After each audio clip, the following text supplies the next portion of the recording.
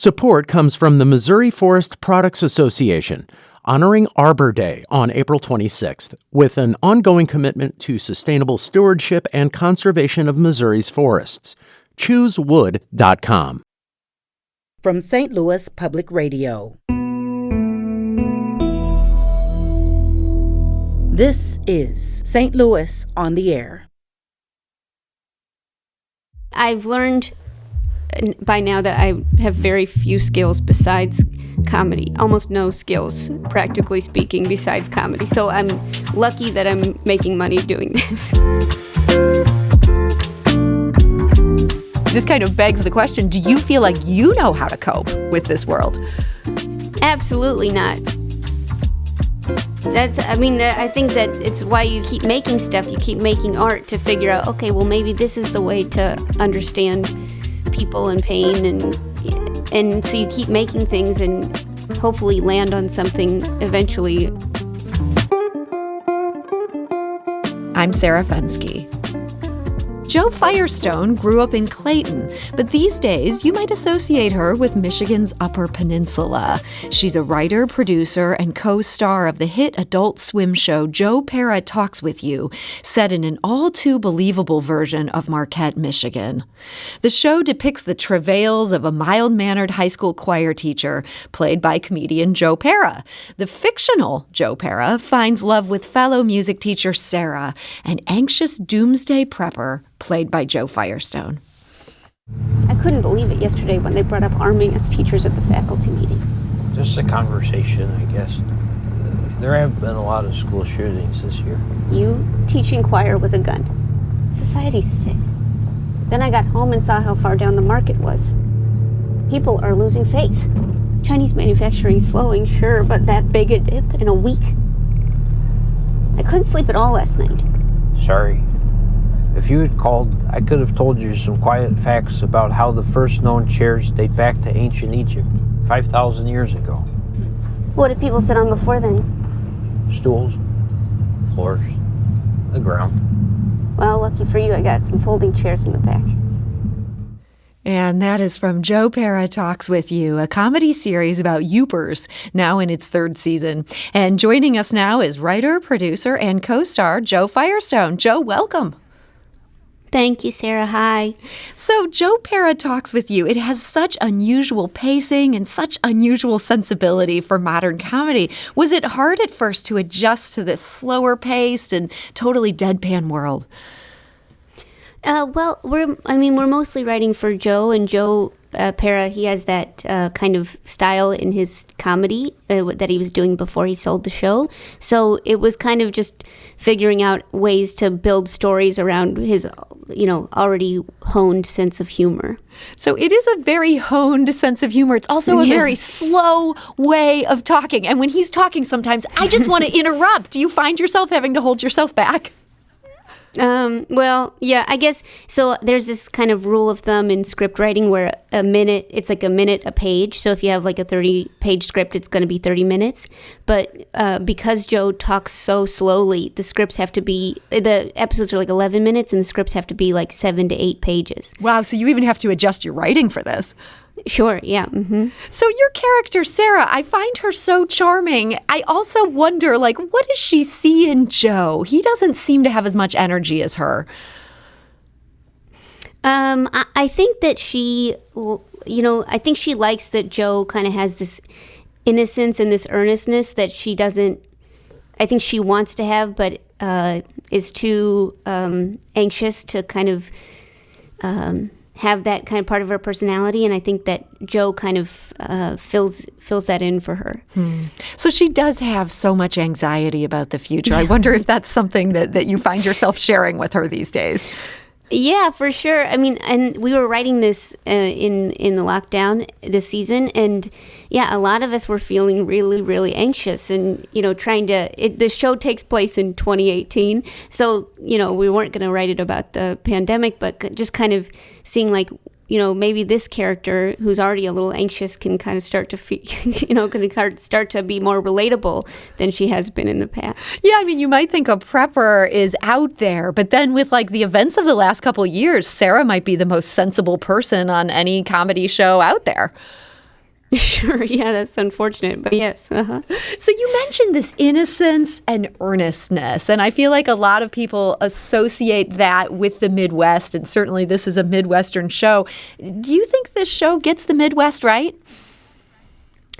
Yeah, I mean, a lot of the writers are from the Midwest, and, like, I think we try to spend time in Marquette and try to kind of make sure that we're portraying people as real people and flavoring it with, a few people have accents, and, we try to make sure that a few people had 2 fridges. That's a very Midwest thing.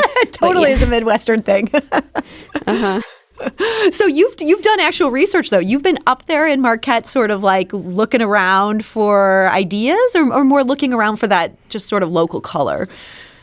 Yeah, we spent some time in Marquette, and we also, have made some friends in Marquette through the years. So, you learn, and people in Marquette give feedback. They're like, oh, well, we really like, the iron, just certain things that they like and certain things that they really value about their area. Then we try to incorporate in the show because, we're lucky to be filming there. So they don't feel mocked. They feel like this is showing them in a way that they're happy with. Yeah, I know. And we're not trying to mock anyone. We're just trying to portray characters that would live in a cold, quiet area. Yeah. So a cold, quiet area. So you're from an area that's not quite as cold, not quite as quiet. Yeah. You grew up in Clayton High School. How did you end up going from there to being a comedian in New York City? I guess I went to college at Wesleyan University, and then I met a pal there, Dylan Marin, and he and I started doing comedy together and started touring around. And he was from New York, so it just seemed like, oh, well, maybe this city's not as scary as I thought. Maybe we can, do comedy here. And I've been here for about 11 years. So is it true that if you hadn't found this whole comedy thing, you would have become a social worker maybe? I don't think I would have been very good. I've learned by now that I have very few skills besides comedy. That I almost no skills, practically speaking, besides comedy. So I'm lucky that I'm making money doing this. So this whole social work thing, you might have pursued it, but you don't think it would have worked out. Yeah, I definitely don't think it would have worked out. I've tried a lot of different things. I've done a lot of food service, really bad at that, really bad at most jobs, but yeah. Well, I feel like food service is so hard. Like compared to that, maybe comedy is easy. Sure, yeah. Yeah, I think so. There's definitely less rejection in food service, but, it's definitely, it's messier. Well, so thinking of you maybe almost having been a social worker or maybe attempted that right out of college, it actually fit into, for me at least, it fit into this new comedy special you have that you can stream now on Peacock. And this, kind of like Jo Pera, is a really unusual premise for a comedy special, but it's also very gentle and very funny at the same time. This comes out of an online comedy class you taught seniors during the pandemic. That frankly sounds like a nightmare, having all these seniors trying to figure out the technology to join you for an online comedy class. What could have possibly made you want to do that? Well, I started it 3 weeks before the pandemic. So, I wasn't intending to do an online class, and it was only supposed to go for 13 weeks, and it was going to be in person. And then, we moved online, and then it did, everybody was pretty savvy with the Zoom stuff. Like if somebody's muted, then everybody yells, yeah, you're muted. It's very, everybody helps each other out. If somebody can't get their audio to work, everybody screams at them to get their, restart but it's just kept going, and we're still doing it now. It's still going. So this was supposed to be 13 weeks. You've been doing it how long? I guess March through. It'll be 2 years in March. I assume at some point you've reauthorized a new charge on their credit card, or are you just doing this for fun at this point?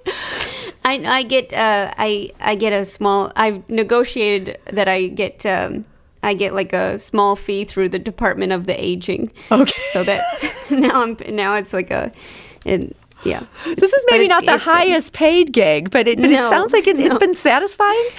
Yeah, and it's enough. You get a hamburger, get a couple hamburgers, you're good to go.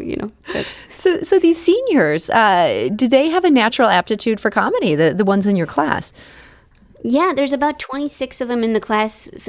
Only 16 did the special because the other people, they were saying I'm not ready for prime time, and yeah, it's a really funny group, and I think that it's been really fun to see them kind of learn and develop their voices and kind of bounce off of each other. And it's really fun to see people making each other laugh. Like, that's probably the best part, is like they have all these inside jokes now and all these different relationships, and they know how to kind of get each other going. It's really a fun way to start the week. That does sound fun. And so you were able to switch to in-person at some point in all this? We never switched to in-person, but we did film the special at a time when it felt a little bit safer. It was like that 3 weeks of You squeezed safety. it in there. Yeah. And so we filmed it then, and then, and so it's still been online. So you're back to online, and there's no Zoom fatigue for this class. The comedy just keeps coming? Yeah, I'm shocked, but everybody keeps coming, and so I keep teaching it. And I think if people stopped going, maybe it'd stop. But everybody seems pretty invested in it, which is great. Well, so you have this special out now. Again, this is on Peacock TV. It's called Good Timing with Jo Firestone. If you want to see this online senior comedy class that Jo taught during the pandemic that just keeps going and going and going, apparently using taxpayer dollars to pay you for this boondoggle. But so the comedy that these seniors are doing as this continues, are they getting better and better? Will there be a second special in this? I don't know. They are getting better for sure. It's been, I think it's just kind of fun. Like, we try to do this thing where like we meet every week, and then like at the beginning of the week we talk about, okay, did you find anything funny in the last week? Did anything funny happen to you? And it's really fun to see more and more people kind of sharing, what funny thing happened to them, and everybody's starting to see, their day-to-day life in a more kind of like light and humorous way, which is so important, especially now. Yeah, that seems like such a great writing prompt, and it seems like just a great prompt for life in general. Do you feel like there's maybe more commonalities between learning how to be a comedian and just learning how to cope with this world we're in? Maybe. I mean, most comedians I know do not know how to cope at all, but yeah, there must be some kind of middle ground. I got to ask, I mean, this kind of begs the question, do you feel like you know how to cope with this world? Absolutely not. I think that it's why you keep making stuff, you keep making art to figure out, okay, well, maybe this is the way to understand people and pain, and so you keep making things and hopefully land on something eventually when, after you've made enough. And so you had this wonderful pandemic project, this online comedy class. How else did you stay busy when you couldn't do stand-up? Everything was shut down. Now in some places it feels like it's shutting down again. But, it's been a long time for a comedian. Yeah. We did a few online shows, and then... Yeah, I was lucky to have a few writers' room opportunities that I did over Zoom. But yeah, it was a lot of, looking at catalogs of English muffins and, picking out what looks the best and thinking about what if we ordered it, that, that kind of. So you kind of fill in some time. Yeah. Yeah. So I saw on your online calendar, this is at jofirestone.com, you were doing some stand-up there in November. Do you feel like that's going to continue, that New York still feels pretty safe to be out there in public at this point? Yeah, they're all vaccinated venues, and you wear your mask until you're on stage, then you put your mask back on. It feels pretty safe, and people keep coming out. Knock on wood, I haven't gotten sick yet, and so I think it's like this kind of thing where it's like it feels so good and it feels so social, and you get to work on your craft, and so I think the pros right now are outweighing the cons while it feels relatively safe. It must have been huge to be back in front of a live audience again for the first time. Yeah, when we first came back, we were doing a lot of outdoor shows, and so usually outdoor shows, the laugh goes up into the sky. You can't even hear it, but it was so much louder than anything I'd experienced in the last 15 months that I was like, oh my gosh, I really did well. Like you're kind of so blown away that people would react to something you say. You kind of forget that that's an amazing feeling. Do you think in some ways audiences were ready to laugh even louder too? Because there they were finally getting to laugh in a room with other people. Yes, for sure. And yeah, I think there was kind of this explosive energy that's still there in a lot of ways. Like the people that want to be there really want to be there, and really seems like they really need to laugh. And it feels like there's a relationship there between comedians and audiences that has gotten more close. So there's one thing I wanted to make sure to play for you today as we were talking to you. And this is something your father, Fred Firestone, was on our show back in 2017. And he was there. He was talking about this project you were doing together. So, of course, you came up. And he told us all about your New York hustle at that time. I want to play a sweet moment from that conversation.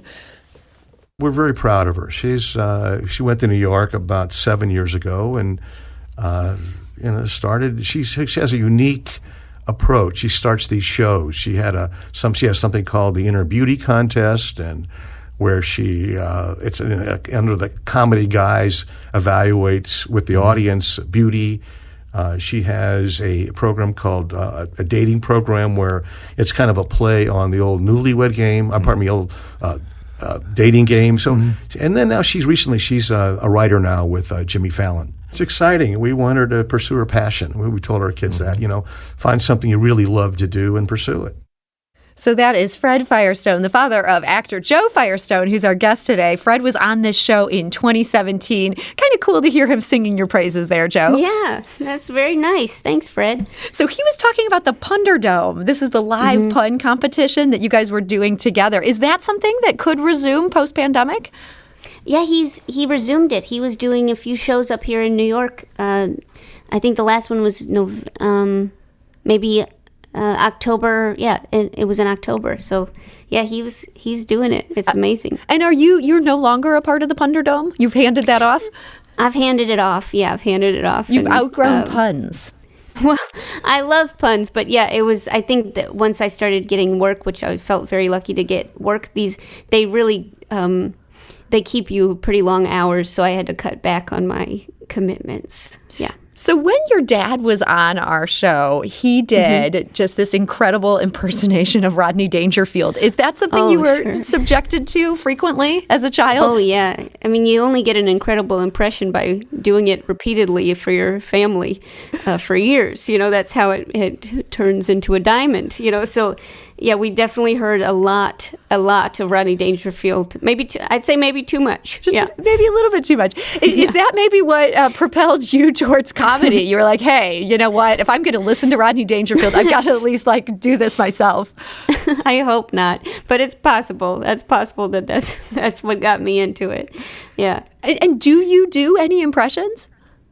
I do almost no impressions. I can't really do impressions at all, but I guess I should maybe spend some more time working on my Rodney Dangerfield.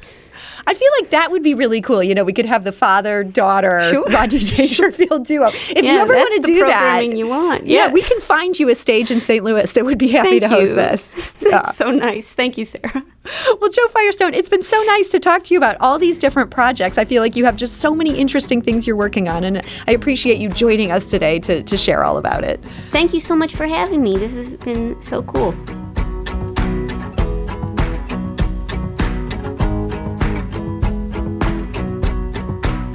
This episode was produced by Evie Hemphill with audio engineering by Aaron Dorr and production assistance from Jane Mather-Glass. It was mixed and edited by Jane. Our executive producer is Alex Hoyer. St. Louis on the Air is a production of St. Louis Public Radio. Understanding starts here.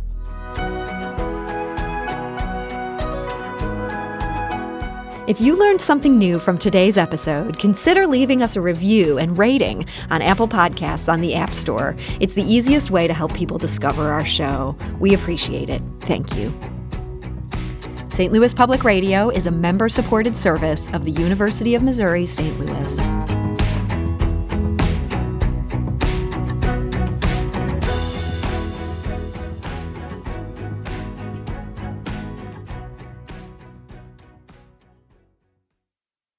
Support comes from the Missouri Forest Products Association, honoring Arbor Day on April 26th with an ongoing commitment to sustainable stewardship and conservation of Missouri's forests. ChooseWood.com.